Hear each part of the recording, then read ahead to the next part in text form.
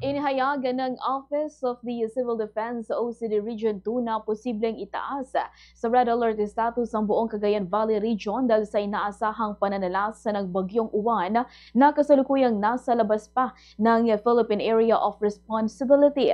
Sa panayam ng Bombo Radyo Kawayan kay OCD Region 2 spokesperson Mia Carbonell, sinabi niya ngayong araw ay magsasagawa ng Pre-Disaster Risk Assessment o PIDRA ang kanilang tanggapan katuwang ang iba't ibang concerned government agencies.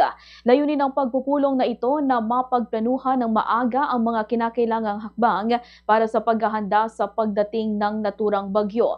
Nagpaalala rin ng OCD sa mga lokal na pamahalaan sa Region 2 na tiyaking nakahanda ang kanilang mga disaster response teams, kagamitan at mga evacuation center. Inatasan din ng mga lokal na opisyal na magsagawa ng maagang pagpapalikas sa mga residente ng low-lying at landslide-prone areas, pati na rin ang paglilinis ng mga daluyan ng tubig at clearing operations sa mga lugar na madalas bahain.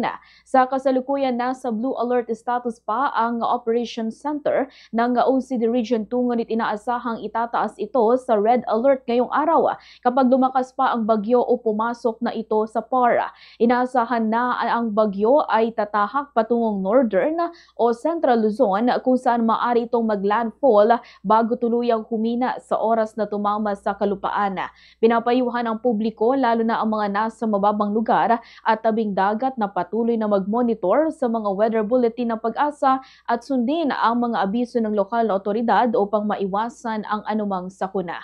Ganitong bahagi ng pahayag ni OCD Region 2 spokesperson Mia Carbonell.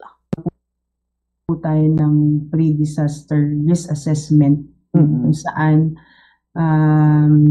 makakasama po natin ang mga partner agencies natin, mga warning agencies natin kung ano po ba yung mga threat or impending hazard na pwede pong maranasan po natin sa pagdating po ng bagyong Uwan.